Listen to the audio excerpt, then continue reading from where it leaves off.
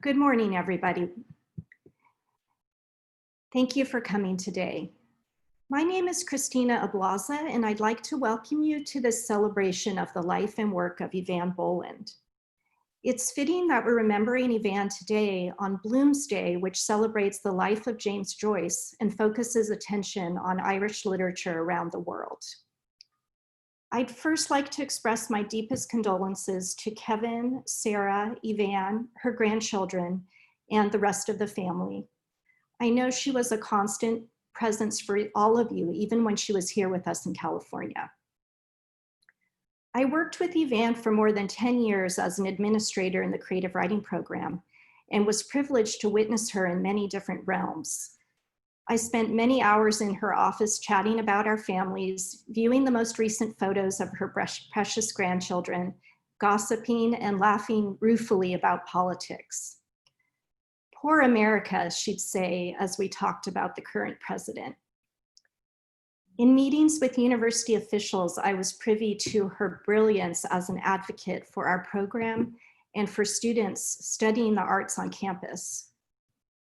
She often said, "I'm a bureaucrat," and enjoyed that role immensely. I learned so much from her about disagreeing diplomatically, the art of a forceful email, and even the rare but very effective angry outburst.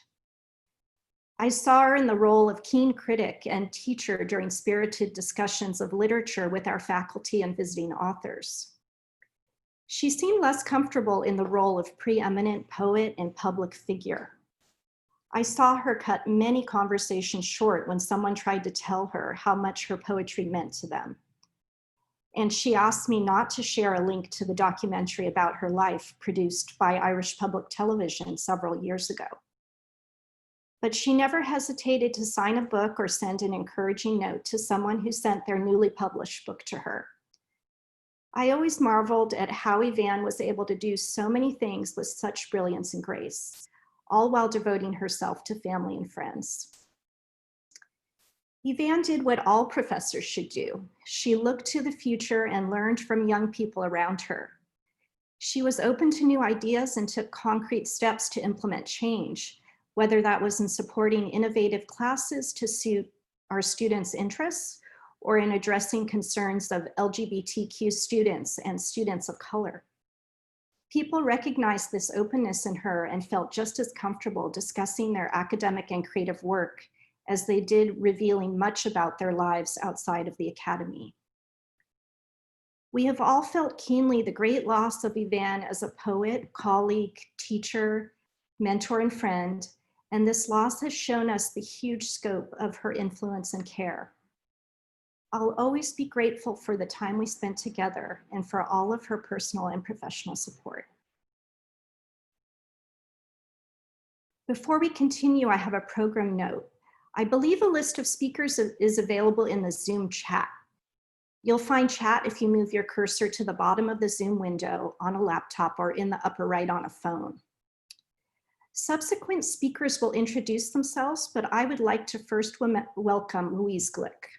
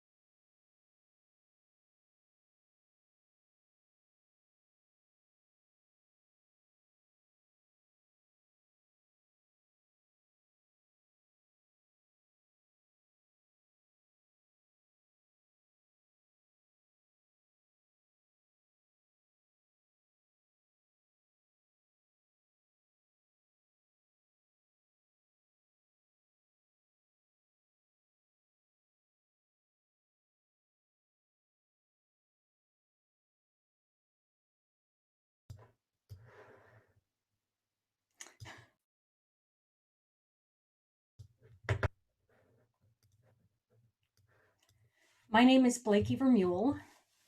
I'm the chair of the Stanford English Department, and it's my great honor to be with you today.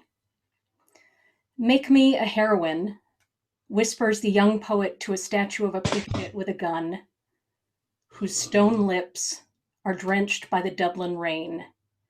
Make me a heroine. Eavan Boland lived a heroic life.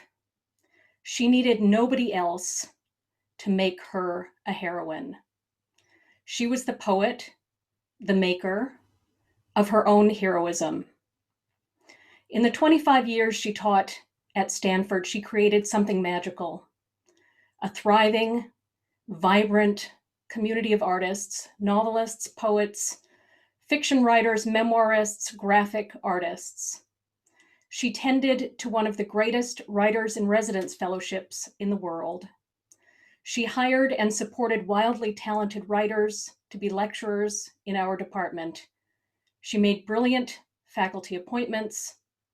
She was unswervingly loyal to her colleagues. Every year she brought the most interesting writers to campus, and some of those readings have passed into the realm of Stanford legend. To me, she was heroic because she fought for people. You've all heard the expression said of a poisonous workplace type that the person kisses up and kicks down. Well, Eavan did the opposite. She battled people in power and she protected those without it. From time to time, she tried to show me how it was done. What you have to do, Blakey, is you have to write them a letter, a stern letter, on stationery, Blakey. She gave writers time and space to weave, to stretch, to search, to lie fallow, and then bloom and blossom forth in color and light and wild imaginative shapes. Our world is better because she did so. Like William Butler Yeats, Eavan has died at a time of the earth's calamity. So let me end with words from W.H. Auden's elegy for Yeats. Follow, poet, follow right to the bottom of the night with your unconstraining voice, still persuade us to rejoice. Thank you. Hello, my name is Patrick Phillips, and I'm a member of the faculty in the Creative Writing Program at Stanford, and one of the colleagues who are still reeling from her loss. It's a great sadness, but also an honor to be part of this event, and to be with so many people who loved Eavan, both in person and on the page. I'm going to read one of my very favorites of her poems, called The Lost Land from 1998. It's about her daughters and Ireland and California, but also I think about longing, an emotion that Eavan surely knew as well as anyone after so many years in a kind of double life, shuttling back and forth between Stanford and Dublin. So to me, it's a poem about how oceans and continents and even decades are somehow both everything and nothing in the face of love. The Lost Land. I have two daughters. They are all I ever wanted from the earth, or almost all. I also wanted one piece of ground, one city trapped by hills, one urban river, an island in its element, so I could say mine, my own, and mean it. Now they are grown up and far away, and memory itself has become an immigrant, wandering in a place where love dissembles itself as landscape, where the hills are the colors of a child's eyes, where my children are distances, horizons. At night, on the edge of sleep, I can see the shore of Dublin Bay, its rocky sweep and its granite pier. Is this, I say, how they must have seen it, backing out on the mail boat at twilight, shadows falling on everything they had to leave and would love forever.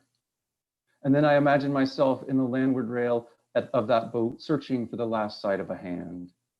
I see myself on the underworld side of that water, the darkness coming in fast, saying all the names I know for a lost land: Ireland, absence, daughter. Thank you. I'm Mary Robinson.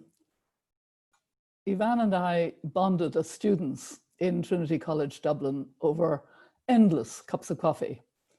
We were an unlikely pair. I was the dreamy student lawyer. She was the practical, technically proficient poet. We talked then and ever since about issues of injustice and discrimination against women. A few years later, Eavan, who had joined the Irish Women's Liberation Movement, called me to ask if I would give her examples of 7 laws that discriminated against women. I said, Eavan, why only 7? And she said, oh, that's enough. That's a good number. And that's about as much as I could remember. And then we laughed, as we so often did. It was no accident that I turned to Eavan when my parents opposed my marriage to Nick in December 1970, and that she invited me to be married from her home. She and Kevin had just moved into their house in Dundrum. And the evening before, when I asked Eavan for a needle and thread to sew a snag in my wedding dress, she roared laughing and said she couldn't even find Kevin because there were so many packing cases around. After my election as president in 1990, I was preparing my inaugural address, and it was natural for me to discuss this with Eavan, how I would address in particular the issue of women. We reflected that they had been left outside history, and she told me she had almost finished a poem, and she said you could use the last line, finding a voice where they found a vision, which enabled me to say in my inauguration speech, as a woman, I want women who have felt themselves outside history to be written back into history, in the words of Eavan Boland, finding a voice where they found a vision. It was no surprise to me or anyone, I think, that Eavan responded so well recently to the commission to mark the 100 years of Irish women receiving the vote with her wonderful poem that she read in the United Nations called Our Future is the Past of Other Women.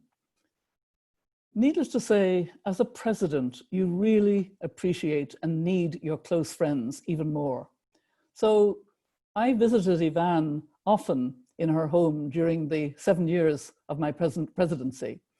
She helped me with words and phrases and for speeches, but also read a number of her poems and spoke of her struggles to be taken seriously as a poet in the climate at the time in Ireland.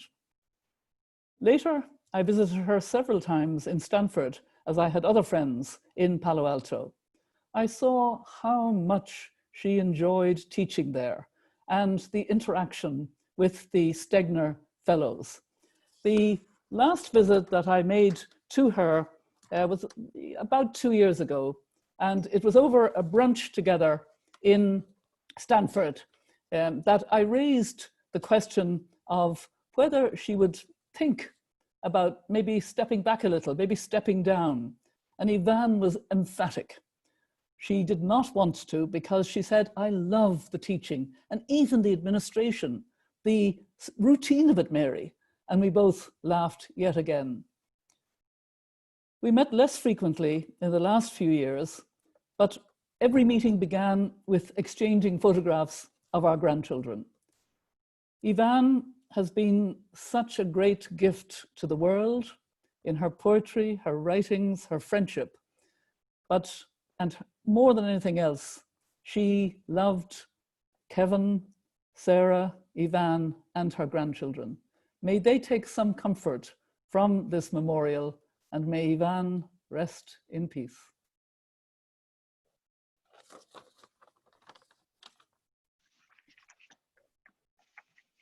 Hello, everyone. I'm Parwana Fayyaz, connecting.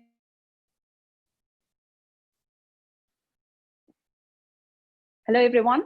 I'm Parwana Fayyaz. I'm connecting from Trinity College, Cambridge University in the UK, where I'm finishing up my PhD. I first met Eavan Boland in September of 2012 when I joined Stanford from Kabul, Afghanistan as an undergraduate student. That time, my knowledge of poetry and poets were that of a past. where Persian poets lived as saints, healers, and secret advisors to the readers. The only present was their poetry. Meeting Eavan was to witness a living, celebrated poet, helping young poets on the path of becoming poets. And I was very lucky to spend Friday evenings for hours chatting about home, history, womanhood, poetry, and all the things that matter to any living woman poet. She has been an immense influence and inspiration in my journey of becoming a poet and also a scholar of poetry. And I'm forever grateful to her. And I too miss her tremendously. As for my part, I'm reading an excerpt from her book, A Journey with Two Maps, Becoming a Woman Poet. The section is called Letter to a Young Woman Poet. Finally, I had joined together my life as a woman and a poet. On the best days, I lived as a poet. The language at the end of my day, when the children were asleep and the curtains drawn, was the language all through my day. It had waited for me. What this meant was crucial. For the first time as a poet, I could believe in my life as the source of the language I used, and not the other way around.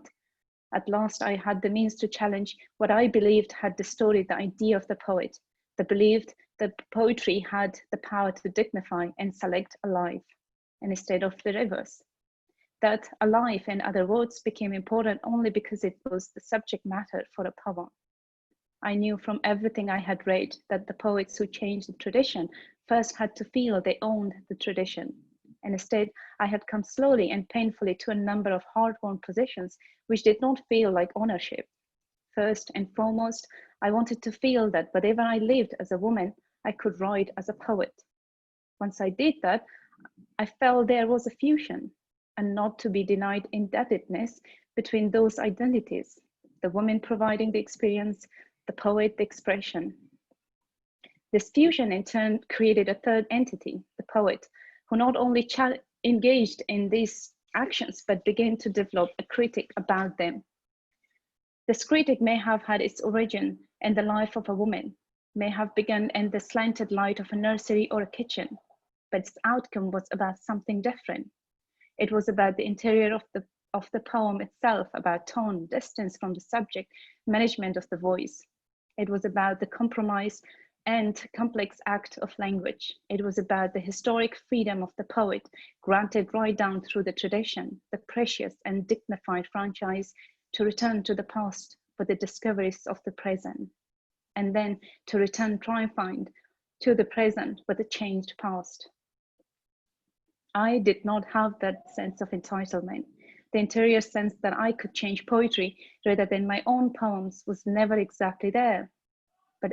But if the tradition would not admit me, could I change its rules of admission? Either I would have to establish an equal relation with it, or I would have to adopt a submissive posture, admiring its achievements and accepting its exclusions. Yet what tools had I to change these resistances I felt around me and within me? Certainly neither intellectual nor theoretical ones. Gradually, I began to believe that the only way to change a tradition was to go to the sources which had made it in the first place. But what were they? Intuitively, I felt that the way to touch them was by reaching back into my own imagination, attempting to become not just the author of the poem, but the author of myself, the author that is of myself as a poet. That in turn meant uncovering and challenging that elusive source of authoring within the tradition that which had made not only the poem, but also the identity of the poet. Thank you.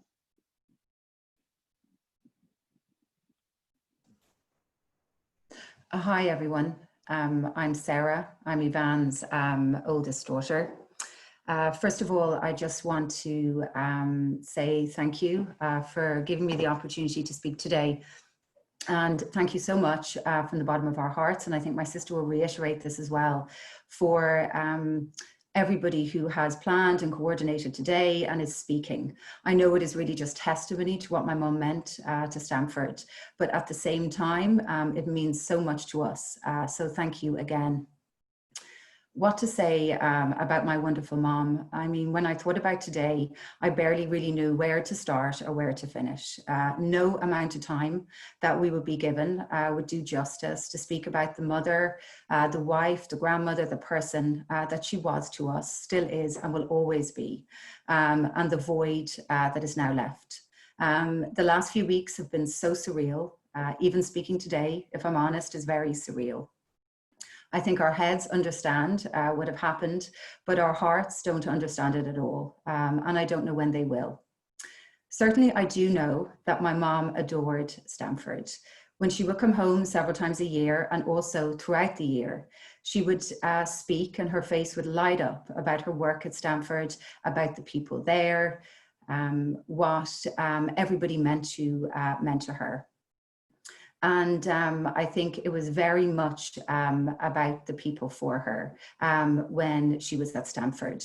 I do think that people make a place, and certainly all of the students that Mum had, sort of past and present, and I think of those who were on Zoom with her quite recently, the Stegner Fellows throughout the years, her, her close colleagues that she cared about so much, all those who crossed her path, and, everybody really Mom felt a connection to. When I think about Stanford, truly I think about her second home and her second family. We are so grateful to and feel very lucky for the outpouring of kind and beautiful words that we have heard about Mom over the last number of weeks. To hear about her poetry, to hear about what it meant, the career that she forged and the courage that she used to do that, to hear what that means to people is incredible.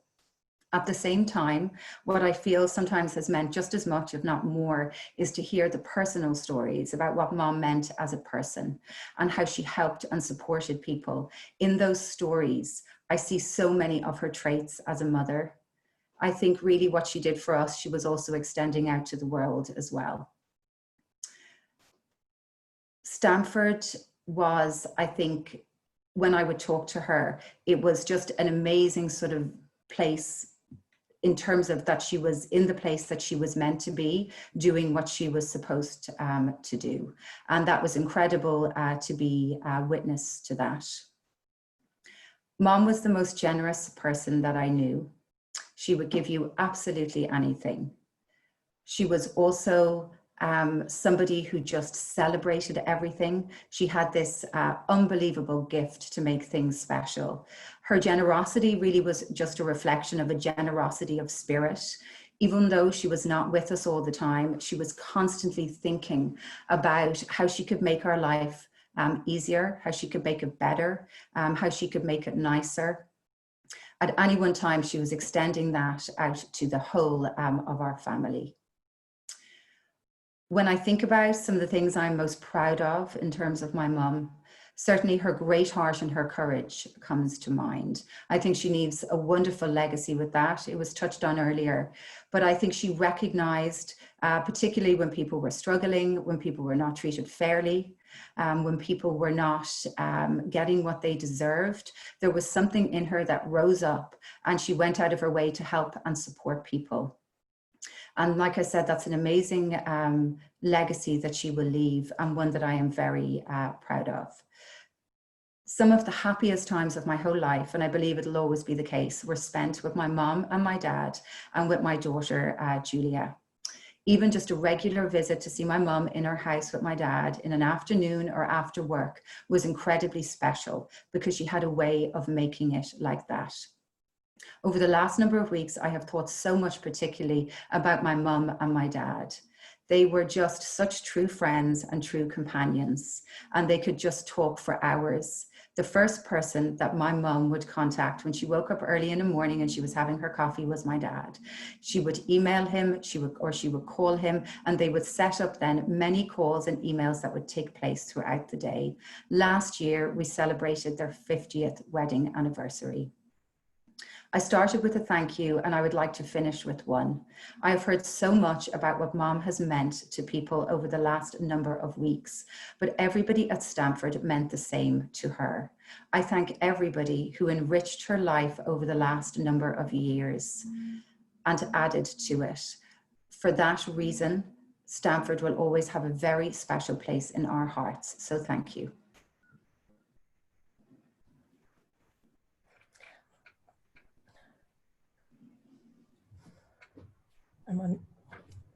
My name is Sarah Frisch. I'm a Jones Lecturer in Creative Writing. I've had the honor and pleasure of being part of the Creative Writing Program under Eavan's directorship for almost 13 years now. I know I'm not alone when I say it is very hard to think of Eavan's office sitting empty, or to imagine attending a reading without Eavan there to introduce a visiting writer in a way that makes me rethink my writing and sometimes my life, or to contemplate returning to Margaret Jack's without running into Eavan in the hallway, or being called into her office for an often unexpected and always thrilling conversation. Eavan gave us Jones Lecturers the gifts of community and support as writers and as teachers. Her work and care continue through our vibrant undergraduate creative writing program, which was so important to her life's work and which she so beautifully envisioned and directed. Eavan believed in a Stanford education that, to quote, gets rid of the false divisions that have often been created between different ways of knowing the world, between science and arts, for instance, between knowledge and imagination. She called the undergraduate classes we teach a vivid reminder that writing is a contemporary exercise, something happening in the students' time and vernacular. To teach in the program Eavan directed is to do meaningful work, to be in community with our students as they articulate the world through their language and imagination. I'll be reading Eavan's poem, Writing in a Time of Violence. The speaker in this poem is looking back on herself as a student, and it's the final poem in a sequence by the same title.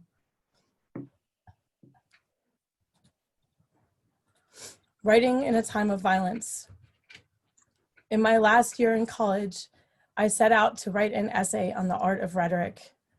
I had yet to find the country already lost to me in song and figure, as I scribbled down names for sweet euphony and safe digression. And when I came to the word insinuate, I saw that language could writhe and creep, and the lore of snakes, which I'd learned as a child not to fear because the saint had sent them out of Ireland, came nearer.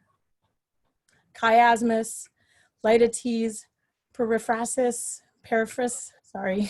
old indices and agents of persuasion, how I remember them in that room where a girl is writing at a desk with the dusk already in the streets outside. I can see her. I could say to her, we will live, we have lived where language is concealed, is perilous. We will be, we have been citizens of its hiding place. But it is too late to shut the book of satin phrases, to refuse to enter an evening bitter with peat smoke, where newspaper sellers shout headlines and friends call out their farewells in a city of whispers and interiors, where the dear vowels, Irish, Ireland, ours, are absorbed into autumn air, are out of earshot in the distances we are stepping into, where we never imagine words such as hate and territory and the like, unbanished still, as they always would be, wait and are waiting under beautiful speech to strike. Thank you. Hi, I am Eavan's youngest daughter, also Eavan, and I'd firstly like to thank Christina and all the many others who have helped in the coordination of today's memorial event, and also to the other participants who have taken the time today to gather virtually with us and celebrate our mother's wonderful life and immense legacy.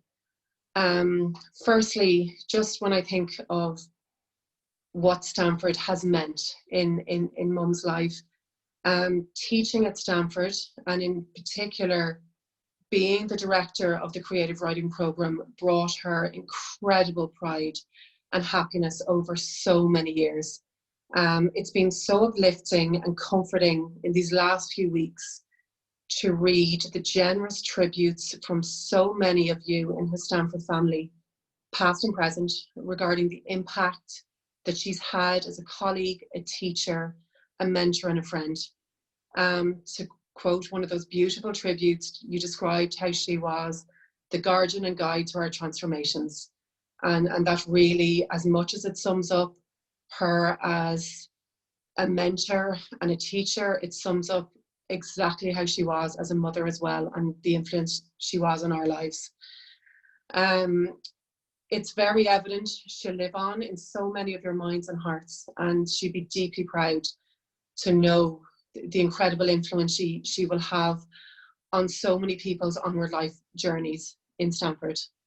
I remember my last visit, happy visit in 2017, going over to Margaret Jacks with Mum into the department, bringing a 3-year-old and an 8-month-old baby with me, as if anything could be more chaotic, and the wonderful, warm welcome that we received from so many. And I just continually thought it was such a vibrant and magical place to work, and so clear that so many transformative things happened in that program and will continue to. I suppose I look forward to the day I can sit my children down and show them how their grandmother, who they call Nana, revolutionized Irish poetry with her own incredible, brave, poetic voice, and how she's shaped a place for so many voices previously unheard, a fierce and devoted advocate to so many. The constant descriptions of her as a person that we've heard so much in these last few weeks: steadfast, ferociously loyal, kind, generous, insightful. She extended right into her family life 100 times over. She had a wonderful 50-year marriage to our father, constant, steadfast companions and friends. As my sister said, they talked several times a day. They shared their lives with each other, and she shared all her adventures from Stanford with him. She was such a wonderful, kind influence to myself and Sarah our entire lives. Couldn't have asked for a better mother and a better grandmother to our children. And it's amazing now that we have our own young children how her work resonates with us even more as when she used to write as a young writer with small children at home. As Sarah said as well, some of my happiest memories just being in her presence, and these last few weeks when she was blending so perfectly her life at home with her family and virtually teaching her undergraduate program on Zoom, were some of the happiest weeks I think of her life. Her grandchildren absolutely adored her. We adored her, and we were just blessed with a wonderful mother who really has left such an incredible void. But I just feel utterly privileged to have been her daughter. And I want to again thank you all so much for this memorial, giving us this platform to talk, and for the comfort you have brought in showing us how much our mother has meant to all of you as well. Thank you.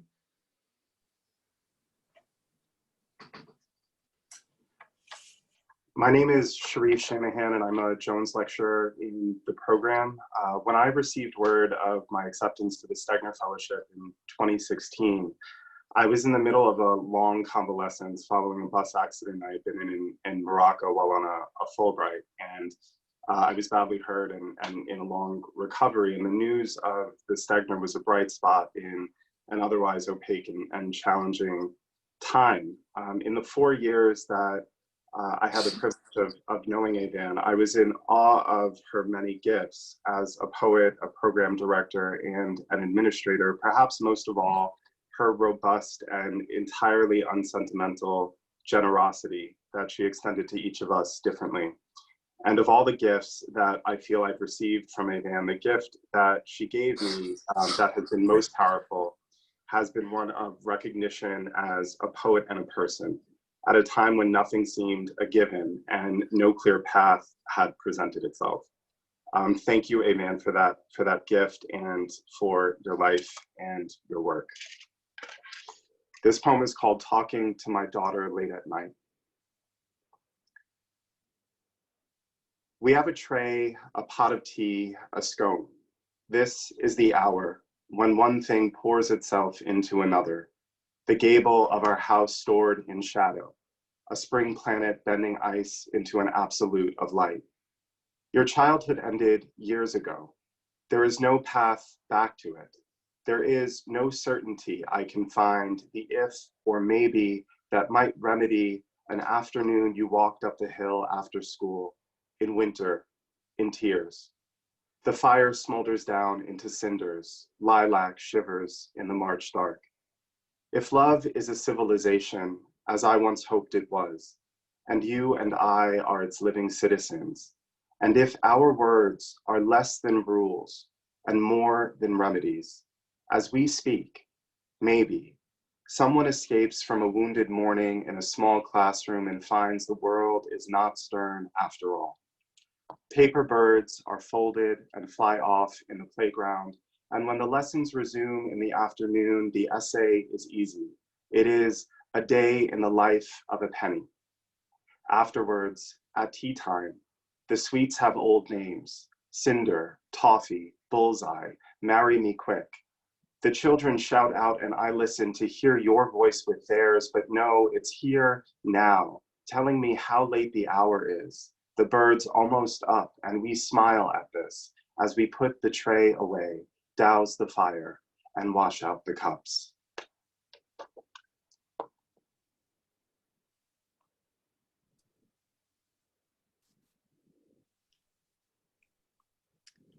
My name is Stephanie Kalfayan, and I am the Vice Provost for Academic Affairs at Stanford and was proud to be Eavan's friend. Like all of you, I feel her loss deeply. Many tributes to Eavan have addressed her legacy of writing, but I wanted to speak about what I saw in the two aspects of my relationship with her, as a university colleague and as a friend, some of which has been reflected in what others have said. I remember the day some 25 years ago when Elizabeth Talent, then the director of the Creative Writing Program, came to the dean's office where I worked and said that she had found the perfect poet to fill a position we had for just 1 quarter each year. Indeed, she was perfect. Not long after she arrived, we asked her to move her obligation from 1 quarter a year to full-time so that she could direct the Creative Writing Program. She obliged and was a full participant in many activities at Stanford, including serving on several university committees. However, we remember her most as the fierce protector of the Creative Writing Program, its faculty, the fellows, the lecturers, and students. She reminded us that the Stegner Fellows were here to have the time and space to perfect their craft when she argued for increases in their support and to create a status so they could have health insurance.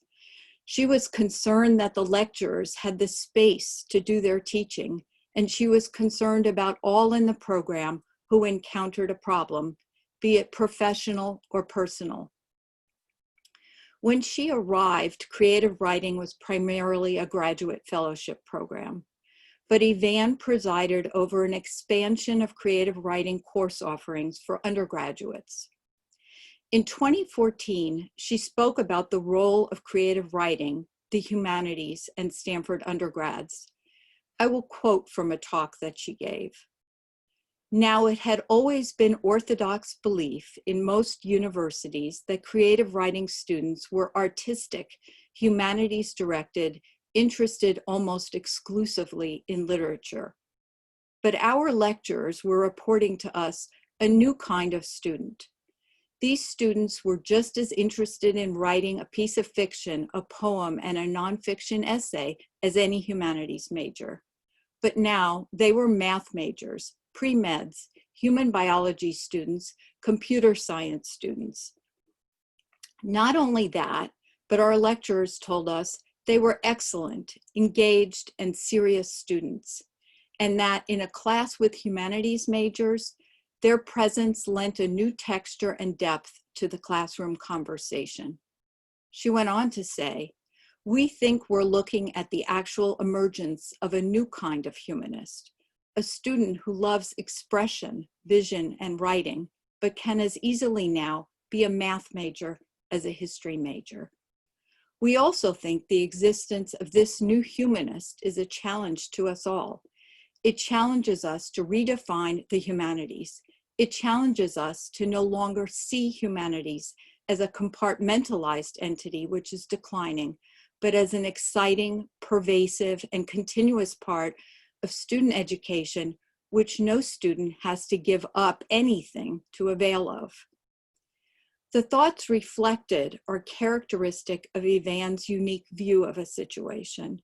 She was exemplary at knitting people together and smoothing over differences, an incredible asset to her work as director. She was not, however, a fan of university bureaucracy. Because of my own role, we had heated arguments about how Stanford worked, and there were many occasions when she called or wrote me a message saying that she was done with me, with Stanford, and with it all. The first few times I can say I was pretty shaken, but I came to be glad that our friendship, to which I will now turn, was a backdrop for her to express her frustration. My friendship with Eavan began when I was assigned the task of helping her to find a place to live. It had to be within walking distance of campus because she didn't want to drive in the US. We found a few possibilities, but Eavan fell in love with one particular apartment, which by California standards was a bit dark. But as she said, "It's fine. I'm from Dublin," indicating that sunlight is overrated. Though Eavan was a decade older than I am, we shared much. We both had 2 daughters, and we were both working mothers. She provided me child rearing advice, and we shared the joys and worries that mothers have. Our conversations and email messages were full of stories of Eavan and Sarah and Kevin, and then of all of the milestones and great joys of Ella, Jack, Julia, and most recently, Keon. In the last several years, there was hardly a message between us that didn't also include the latest photos of grandchildren. In addition to providing parental guidance, Eavan was also quick to offer medical advice. There was an ever-changing number of remedies she praised, from colloidal silver and fish oil to more recently, serapeptase, which would eliminate the need for me to have my knee replaced. Those fortunate among you may also have been the beneficiaries of articles from medical journals about the health benefits of these various supplements. The many tributes about Eavan Boland describe her great legacy as a poet, and they are very well deserved. But I don't believe that she saw herself in that grand way. She was charmed when Aer Lingus had her name embroidered on the upholstery of their airline seats. She would call to let me know that a book was accepted for publication and say, "Are you proud of me?" She was so honored to write for the United Nations celebration of 100 years of Irish women's right to vote with her poem mentioned earlier by Mary Robinson. Finally, she was tickled this winter when the New Yorker accepted one of her recent poems with a lovely note from the editor. That poem ended up in print on the day she died. This is just to say that in life, Eavan Boland was a wonderful and a very, very human being. She was also a treasured friend. Thank you.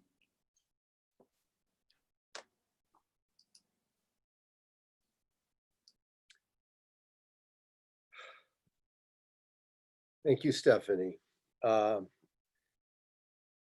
Everyone has said today what a tireless advocate Eavan was for young writers, and what a master of the system she was by which these writers could get the benefits she wanted for them. She was an absolute artist at playing the bureaucratic game and at the same time standing apart from it. She also could deploy her temper when it was strategically helpful to do so. And on occasion when it wasn't. She and I tangled once pretty seriously and went without talking to each other for a few days. And then I went down to her office to really have it out. And I came in, we looked at each other, and we both just burst out laughing. We couldn't be anything but friends. I loved her so much. Her unusual ability as an administrator and also her extraordinary technical savvy. My God, I was on an airplane once by coincidence with her, and I saw her set up this kind of tech station in front of her seat on the tray. It was amazing. She had all kinds of different machines going. I hardly knew what they were. She wrote code. She was brilliant that way and defied the stereotype of the artist as this precious creature who must be protected from all those other things that people need to do and need to be good at. I'm thinking, but I'm going to read a poem of hers from her wonderful new book, The Historians. It's coming out in October. This poem is called Anonymous. And it captures something of that tension that Yeats describes in that wonderful line of his. And a man, he wrote, a man must choose perfection of the life or of the work. Well, Eavan so changed Irish poetry that you could not write that word man again in that line. But the sentiment that he's expressing there, that tension between the life and the work, is always there. And Eavan did as much as anyone I know to resolve it, to have both. But you never are free of that feeling. And this poem expresses it. It's called Anonymous. Anonymous. She was a closed book, a near relative, almost the same age as the century. I once heard she carried messages, communications, worn out documents, ferrying revolt to the far corners of Haddington Road and O'Connell Street. On cold nights when mist rolls in from the ocean somewhere near Clontarf, I think I see her strolling, holding on to a folded message, a dispatch order. Then I ask myself, what is it I know? The evening mist unfolds. It is empty. That is history. This is only poetry. Only her life's blood.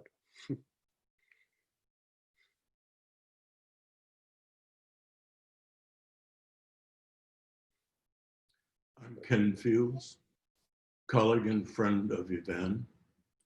I loved Eavan, adored her great heart, and I love the way she has insinuated herself into Bloomsday today.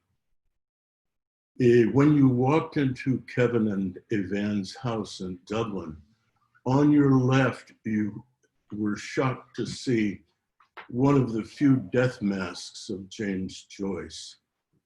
Across the room from beautiful paintings by her mother, Frances Kelly. This poem, my poem, is in 4 short sections. The friend quoted here is Stephanie Kalfayan. Chiaroscuro, Emptiness is in the air.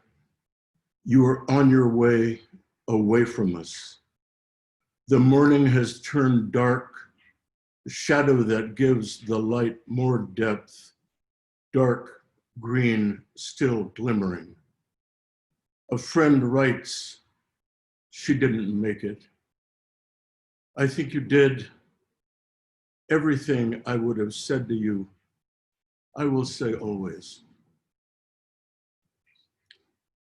The photograph.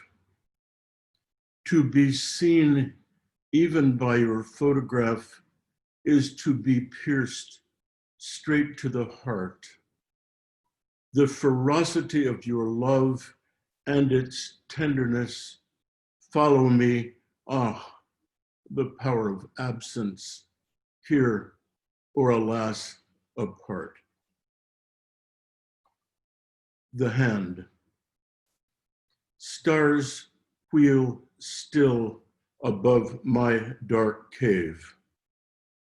I hear the little stream outside.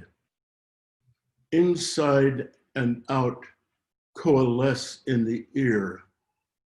I see a clear light before me, 2 or 3 feet away.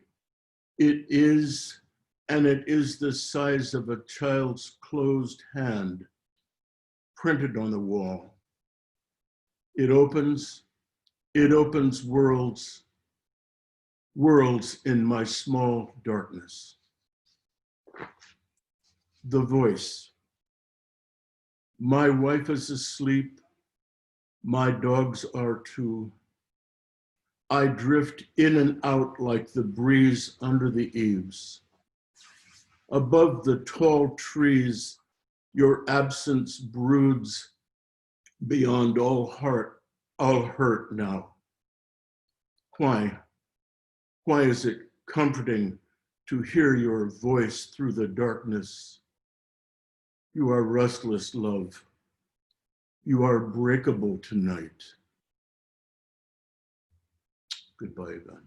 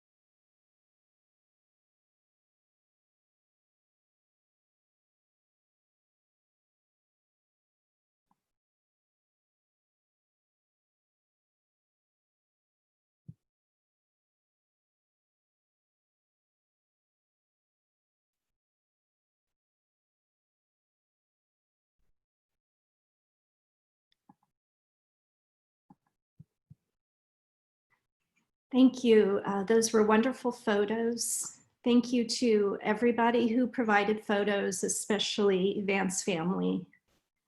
Thank you all for coming, and it was wonderful to listen to everyone speak. Thank you to all the speakers. And I want to note that the portrait of Eavan was painted by Liz McGuire in Ireland.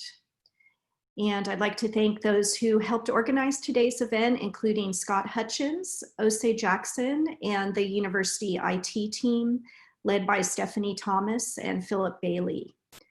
A recording of this event will be posted on the Creative Writing website as soon as possible. Thank you all for coming.